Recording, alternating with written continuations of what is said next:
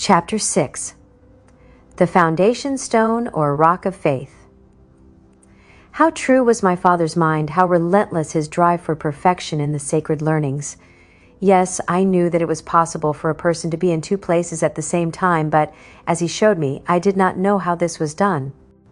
Suddenly, the how became the driving problem of my life, and my father was taciturn and silent.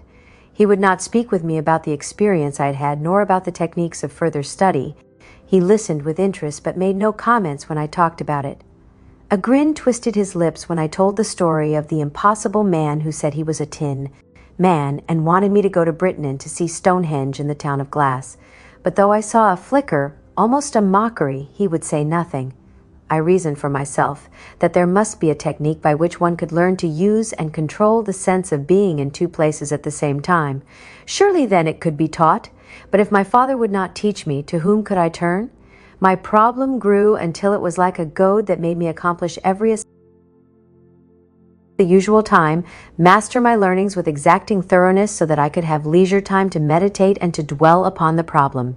My father continued and increased his teachings in the religions and in philosophy and healing, but he spoke no more of the great white brotherhood or of the order of Melchizedek. When I dared to suggest that we discuss the things that bothered my mind, he said, "It is good to be driven by the goad of a strong inner stress, for to him who desires greatly, much shall be given swiftly."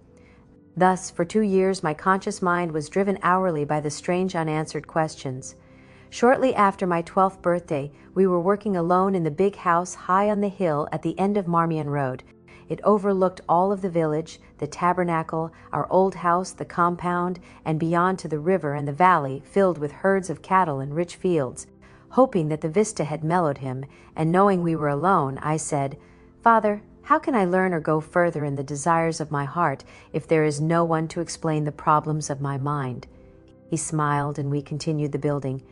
But at sunset, when we walked together down the dusty road in the May day, he said quietly, "My son, much has been given to you, yet more is to be given. But know this, your inner development cannot be hurried. You are now in the cycle of mastering the things of earth. Later, I will be of more help when you must master the things pertaining to heaven. Know this, and remember it well. When the student is ready, the master will be there." Truly, I should have been concerned with the things of earth, for the time was fast approaching when I was to face the priests of the temple in secret trial of my skill at teaching. The trial would come in the month of Nisan, for we would be at the temple during the day of the Paschal sacrifice of the Passover, generally spoken of as the feast, meaning the feast of the unleavened bread. This would be in the month now called April. Since my birthday fell in May, I would still be 12 years of age. But to meet the Jewish law, I had to register before I was 13. Verily, the time was upon me. A large company from our village had planned to go up to the temple. There were many reasons for going, some merely for the pageantry and the holiday, but many said they wanted to go and see my admission into the rolls of the temple. I had a rather flattering popularity among the Orthodox, since many times on the Sabbath I was permitted to either read, translate, or explain the law as read from the scrolls in the synagogue. Sometimes I was even encouraged by Rabbi Borenchen to talk on the history of the religion of the Jews. Of course, I told back the things my father had so carefully taught me. But I was young, slender, a little short for my age, and made a nice impression with my auburn hair and blue-gray eyes. There were many among the Orthodox Jews who believed that the rabbi had trained me and listened to me for that reason. There were some who listened because they liked my looks. There were some who listened in admiration to the very things I said. Rabbi Borenchen, by inference, took full credit for my training, and at the last minute decided that he too should go up to the temple and present me to some of the priests with whom he had studied. Within the compound, many things were astir, for a large number of the brothers wanted to go and see me either fail in my trial or reach the summit of glory for a 12-year-old. The judgment of the patriarch was taxed, but at last all was done so that the compound could be well run, and yet the brothers might go with me. This put them all to extreme activity, preparing, for instance, their traveling robes. It was a custom of our order that when we traveled or went among the Orthodox, we wore poor clothes and patched robes. Sometimes when a robe was not sufficiently shabby or patched, it was rent and then patched so that the wearer might look poor. This gave our order the name of the poor. Our reason for wearing such patch clothing was that we should never appear to have authority or affluence, and thus have no help towards forgetting our vow of allegiance to humility and obedience. Indeed, it was a goodly company of the orthodox and the devout which readied itself to travel. As the time for departure drew near, my beautiful mother's attitude toward me became ever more marked and confusing. Her treatment of me showed that she was tense and disturbed, yet I knew she loved me, possibly the best of all. One day she announced her desire to take all of the children along to Jerusalem, indeed a most unusual decision. When my father asked why, she glanced at me significantly and said, "Joseph, you know they should go and see this. Never before and never again in all history will such an event be recorded." For a moment I thought that she had heard of my coming trial of skill with the high priests and was prophesying my success, but it soon was made evident that she thought she herself was coming up to some special trial. Further, this was something that involved me, and I could tell that she faced it with both pleasure and dread. I wanted desperately to know what this task was, but her emotions about it were so strong that I dared not do more than hint that she might explain, or to suggest that if she explained she might not be so tense and preoccupied. Each time I did, she looked at me with eyes filled with love and adoration, caught her breath in desperation, and burst into tears. John was usually at her side to comfort her and to look at me with brown eyes filled with the most inscrutable light. Father treated Mother with great patience and with endless love, as was his nature. The contrast was great. Her great agitation showed against his composure, like an angry patch against a calm cloak. Many times I heard her weeping in her bed at night, and sometimes her fiercely whispered demands. Joseph, why can't you tell him? I am so inadequate." Beloved, to that one on which heaven imposes a heavy burden is given the skill to manage and the strength to carry it. "I must, I will, but I am so afraid, Joseph. No, I must wait. I will tell him on the journey." Yet she feared her decision. Sometimes when I looked up suddenly from reading in the firelight, or when she came to the shop to talk as we worked and I looked up quickly from my work, I would surprise fear mixed with love and adoration in her eyes. But when I smiled and winked or threw her a kiss, the fear was gone to be replaced with a depth of love no man-child has ever deserved. We planned carefully. The distance was great and hardships were prepared for. Taking the children made an exceptional burden upon my father. John, Jim, Jojo, and I could, of course, walk. Jojo was already 9 years old, and a strong and brilliant boy who could do wonderful things with his hands and carve wood into beautiful figures. For the other children, we decided to take a black and tan ass called Big Bray. He was louder than any other two in our pasture. For Mother and Mariana, who was just over 1 year old, we chose to take a large tan ass, docile and trailwise and of pleasing gait. For our sleeping blankets, food, and special offerings for the temple, we chose a ginny of very great size, well tried on the trails, and good with burdens. But she had a young colt which had to follow, for it was still suckling. Mary B. and Simon were supposed to ride Big Bray, but they were on and off, the minxes, like thrushes on a tamarisk twig. And the colt grew tired with much frisking, and waving its oversized tan-colored ears, and soon was riding in their place, strapped to the pack saddle of Big Bray. Father carried Mary B. when she grew tired, and John and I took turns spelling Simon's short, fat legs. With little sleep because of the last-minute details, we were ready to move out before the first light of the 9th day of Nisan. We all left our homes when 3 blasts upon the silver trumpet at the tabernacle echoed from hill to valley. Rabbi Borenchin caused much concern when we stopped for our midday meal at Jezreel. He wanted us to change our plans and go straight southward. We had planned to swing eastward to the highway flanking the River Jordan because there was more dependable water and a better terrain. But he was very hard to convince. He was a dear man, but firm in his belief that he knew the right and that anyone who disagreed with him was either bereft of sense or deliberately sinful. Such is often the attitude of small minds or of men of low learning, while he who is great knows that there are more things than can be compassed by the average mind. I knew that my father would neither argue nor take that shorter route through more difficult country. Also, I knew that his refusal would hurt Mother, for she held the rabbi in high esteem. She seemed to be proud that he was coming along to show me off and claim credit for my development. The momentary conflict resolved itself, for a party of youngsters had hurried on ahead because they wanted to leave the highway to search for special stones on the northeastern slope of Mount Gilboa. They were to join us again on the highway before nightfall, and go with us to the first night's camp at the well of Barsun." Thus our path was determined, and we swung eastward toward the Jordan. Great was our joy, and voices were raised in song to lend wings to tiring feet and legs. When the songs had all been sung, we turned to chanting psalms in unison, thus preparing ourselves for the high moment of religion that was to come. It was a devout and high-spirited company that approached the valley of Barsun, that is to say, Son of the Sun, and prepared to camp at the Well of Travelers. Soon our camps were ready and fires made, and our family had eaten its evening meal of barley cakes, baked lamb, hard curds, honey, and dried dates. Then the entire company gathered at the well to sit in small bunches and talk, sing, or banter each the other on the events of the day. As was her wont, my beautiful mother came from our camp, a short distance away, to fill her pitcher with cool water at the well. She was so very popular and deeply loved that all eyes turned to her where she stood, slender, fair, and lovely in the coming night. Someone called aloud, "Mary of Nazar, tell us a story." Soon the cry was taken up by 300 throats, for she was noted for her ability to hold, with gripping stories, a multitude. She was pleased, but when her eyes fell upon me sitting near John, Mary B., and Miriam, the daughter of Baranshan, she seemed Rabbi suddenly quite nervous and irresolute. Many times she hesitated before she said, "Would it please you to hear a story about the promised Messiah, he who is to come?" Indeed, in all Israel, no other subject could have been more popular. Every sect, even those that fought each other, believed that the Messiah was come as promised in Scripture. The clamor was instant in beginning and continued long.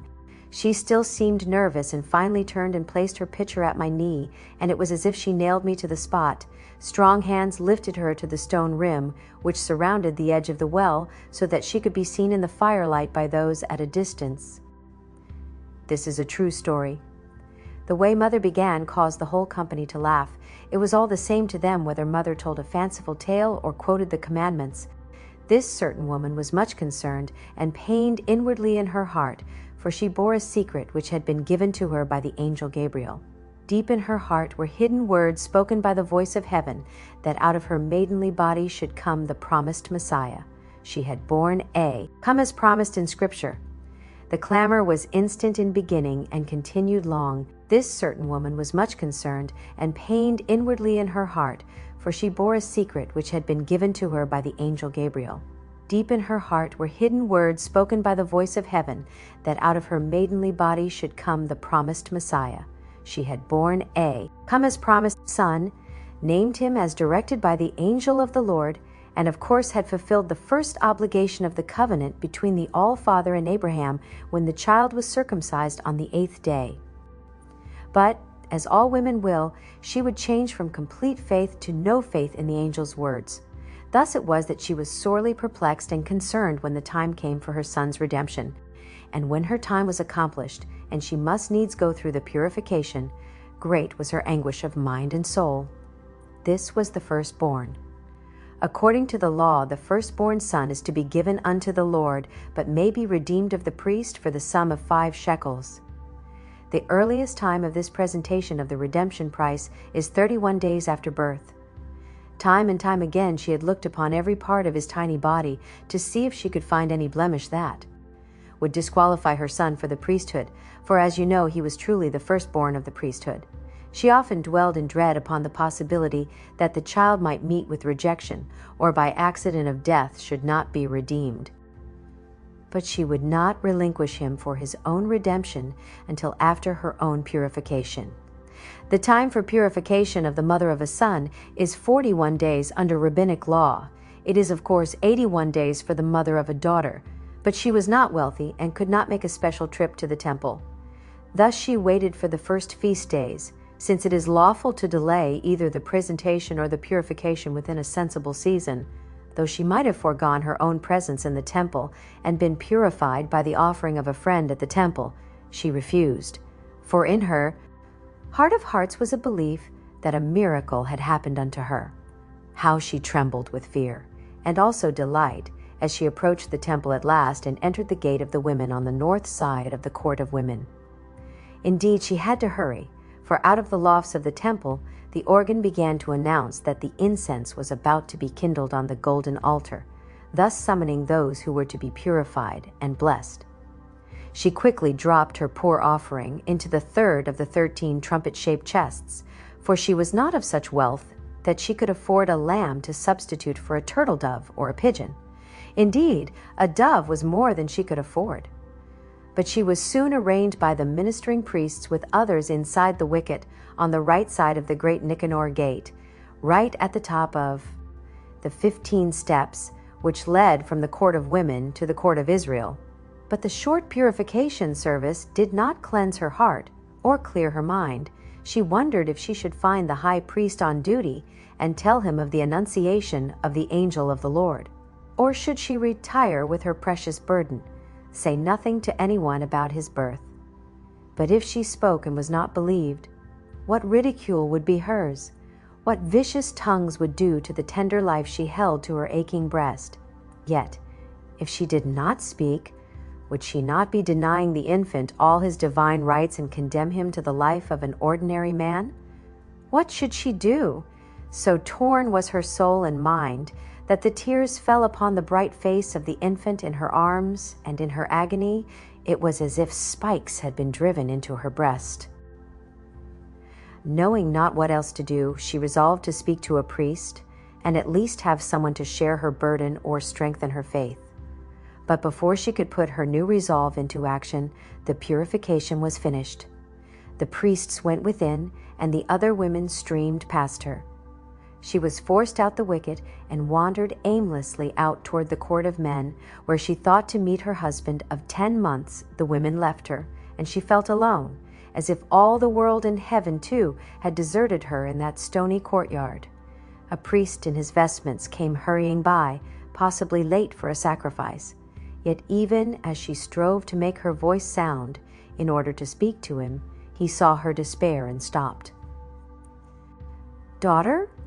In tears?" She struggled, but could not speak, and merely wagged her head. The priest rushed on smiling, possibly thinking to himself, the emotional weakness of women. Torn with the anguish of her weak faith and her holy burden, she fell upon the stones in the far corner of the court of women at the meeting of the raised stones. There she bitterly whispered to the Heavenly Father her anguish, "Father, forgive my weakness or kill me for lack of faith." She placed the gurgling child upon the raised shelf and said, "Father, remove my doubts for all time, or destroy me forever. This child is either the Messiah or he is not the Messiah. If he is verily your son, let it be told by 2 tongues other than mine.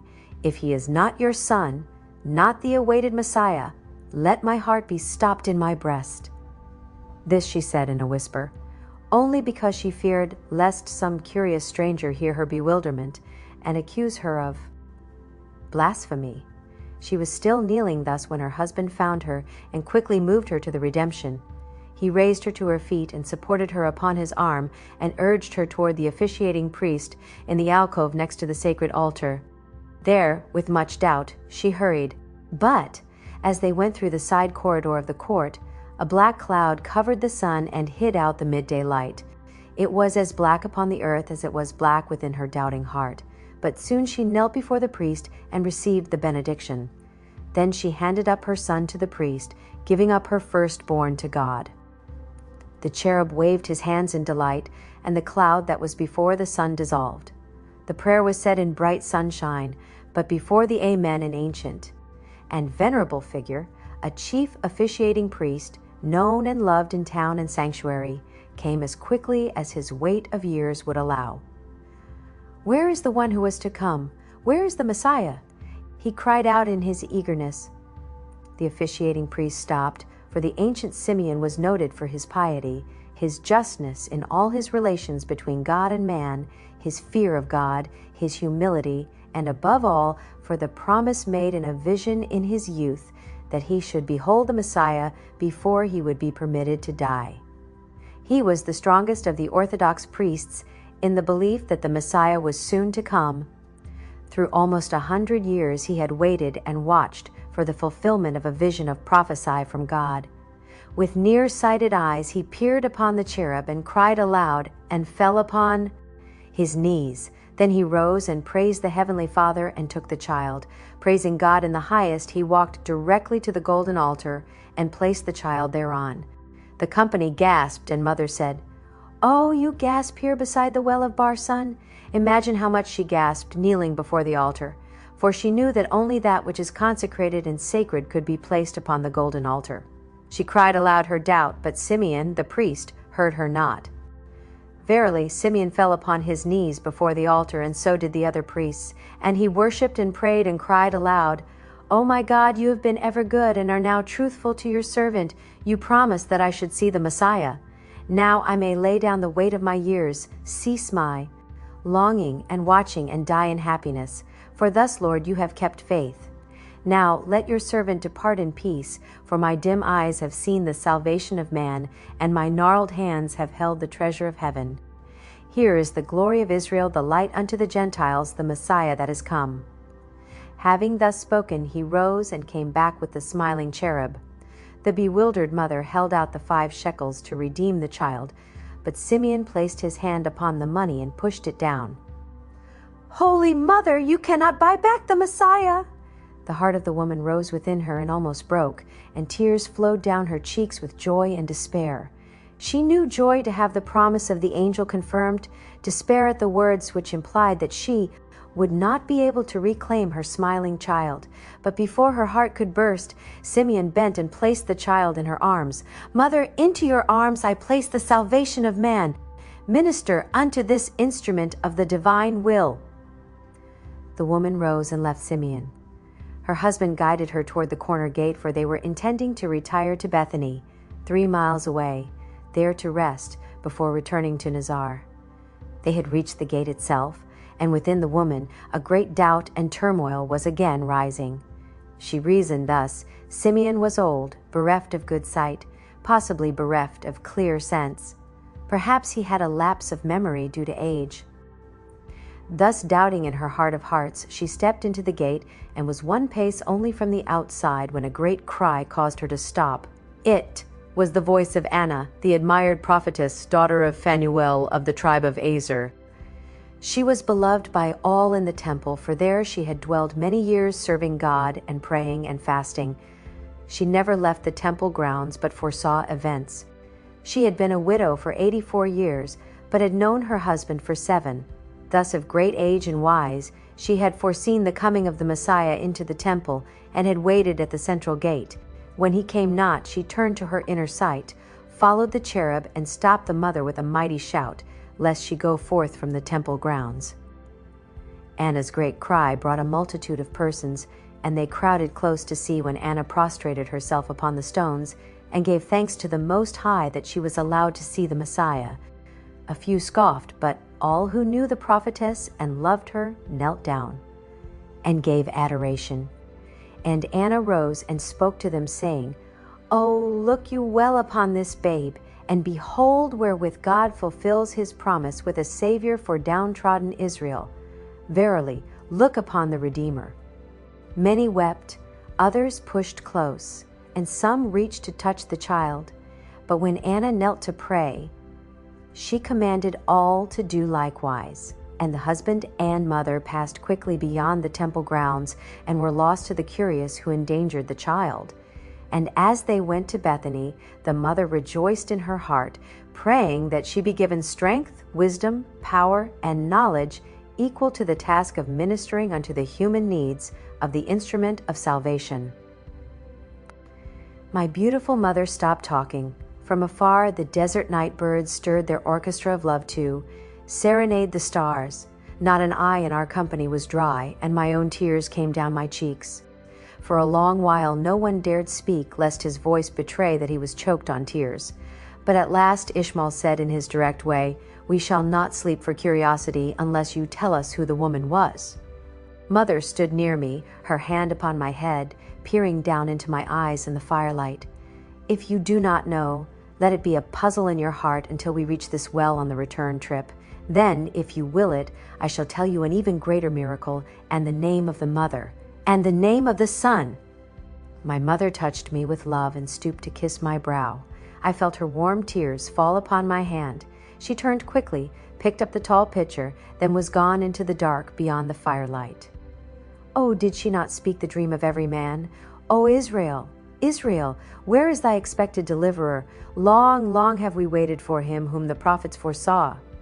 Rabbi Borenchen said, perhaps he would have said more, but his comments got no response from the company. Men's hearts were too full of the mystery of the story my beautiful mother had told to be led into either a political or rabbinical discussion. Beside, the day had seen them march almost 21 miles, and some were mildly tired. Others, refreshed by the break in their daily routine of life, planned to sit up all night to pray or to quietly chant psalms around the central campfire. John and I slipped from the circle and went to our blankets, and I have seldom seen him more pensive. Soon, with that lust for sleep known to the young, he was in his private dreamland.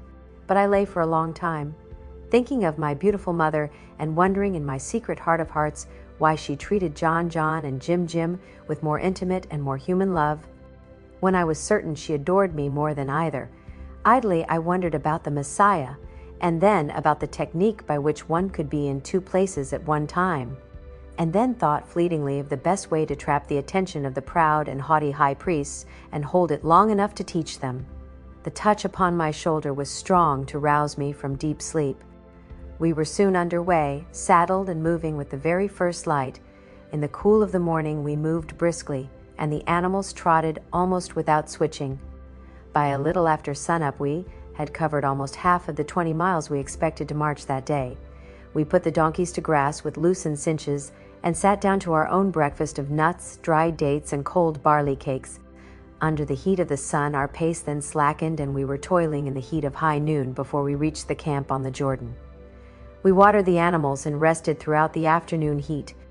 Thus, without incident, except when Mary B. almost stepped upon a puffing adder, we arrived at Bethany on the 13th day of the month of Nisan and stopped for a day and a half. The ceremonies in the temple did not begin until the evening of the 14th. Therefore, we had 2 days for the women to clean and wash and make ready. The men also repaired harness or garments, and many took from their packs the intended sacrifices. All birds were carefully fed and watered. The gifts of metal were polished with industry and great love. When the Orthodox Jews were thus busied, the brothers slipped out of the company and went to the compound of Essenes beyond the mound of Bethany. There they were welcomed by the salutation and embrace, enjoyed a bath of love and a feast of love, and the goodness of fellowship and worship in the assembly hall. Soon they were helping the brothers of Bethany in the customary and beloved menial tasks, and telling of my forthcoming trial. The beloved patriarch arranged that many of the brothers could go to the temple at Jerusalem to watch me either succeed or fail in my attempt to teach the high priests. Others went ahead, but my father delayed our arrival at the temple until sunrise on the 15th. How could anyone express the awe and the inspiration of the first sight of the crowded streets of Jerusalem and then the mighty temple? Bands of people were moving down the roadways into Jerusalem from every direction. The bands ran from 10 to 300, moving as groups upon the streets. Few companies were as large as ours as it moved through the cool pre-dawn toward the temple. There was an overspilling and intermingling of individuals, yet each band kept its identity and was a thing apart. The streets of the city were filled with groups walking and singing to the rhythm or to the thrilling beauty of the bird-like flute.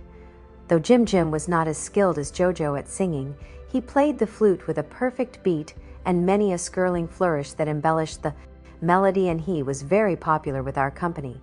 Jojo and Mary B. sang, each in a firm, sweet, and loud voice, and soon earned the title of the Larks. Young as they were, they led the singing of the company as we wound through the hillside streets of the city. We had been told that the temple was big. Someone had said, bigger than all the village. But we were not prepared for the sight. Surely words can never relay an experience. We came suddenly up out of a twisting ravine and turned back upon the shoulder of a hill. There, before us, rose the temple. It looked like a veritable island, rising abruptly out of a sea of deep valleys, enormous walls, palaces, streets, houses. We had been told that within its gigantic courtyards, more than 200,000 people could move and worship, but knowing that its base measured a square over 1,000 feet, could not begin to hint at the immensity which struck the wondering eye. The structures of the temple rose on top of the mountain, which, coming abruptly out of the valleys around it, seemed to float the temple and the sanctuary in the palm of God's mighty hand nearer to the heavens. The structures seemed to strive upward, each on the other reaching toward the heavens. Terrace rose upon terrace, mighty buildings of snowy marble and glittering gold probed upward in search of the highest, pointing like man-made fingers to the purpose of man's existence. Our company moved on, silenced by that splendor. Coming from Bethany to the east, we passed by the northeastern corner not far from the Teddy, a northern gateway into the sanctuary. But by custom it was closed. We turned southward along the roadway paved with enormous stones, went over the tunnels which led from Ophel, which is to say, the suburb of the priests, through the Huldah gate to the outer courtyard. We passed the Susa gate and entered at the gate of Gentiles near the southeast corner of the outer courtyard. From just within this gate, which was raised by 11 steps in the enormous wall, we saw the northwestern corner of the temple, and my beautiful mother pointed at the frowning stone fortress. How we need our Redeemer! The Romans garrisoned their troops in our precious castle of Antonia, once the home of our priests. Here they hold the sacred vestments of our religion and unlock them only at the will of Caesar. Our steps led to the southern colonnade over the eastern end of 1°1, the pinnacle. From high on this tower the priests kept morning watch and announced the sunrise, and thus seemed to be at eagle height above the vertical sides of the valley of Kedron. The easternmost of the double colonnades around the inner court was known as Solomon's Porch. Within this area, the meetings of the first or lowest of the 3 Sanhedrins, that is to say, the temple, were often held. The second Sanhedrin, like a court of appeals, was held in the court of priests. The highest of the Sanhedrin courts, called the Great Sanhedrin, was held in the hall of hewn stone, a nearby court of great reverence. We went beyond the porches of the colonnade toward the chal, that is to say, the profane place where the Gentiles retired during the Holy Feast. It was in this area that a marketplace was located, and also many Jewish money changers. On a terrace 12 steps higher than the court of the priests was the sanctuary itself. Here, in separate chambers considered sacred, all things necessary for the sacrificial services were kept. The sanctuary was set off by a 2-leaved gateway. Beyond this area, the holy place had the golden candlesticks at the south, the golden altar of incense in the center, and the table of the shewbread to the north. Look at the veil. My father once said that it is the duplicate of the veil of mystery used in Egyptian mystery temples. Mother was silent for a moment, and then she added in awe, "Beyond the veil is the most holy place. It is empty except for a piece of rock, the Aben Shekinah, or foundation stone. It has a double meaning. It is the rock upon which both the Jewish faith and temple is founded, but it is also said to be the rock which covered the pit, the rock on which the world was founded at creation." The size and the beauty was so overwhelming that my heart was as heavy as a rock within my breast.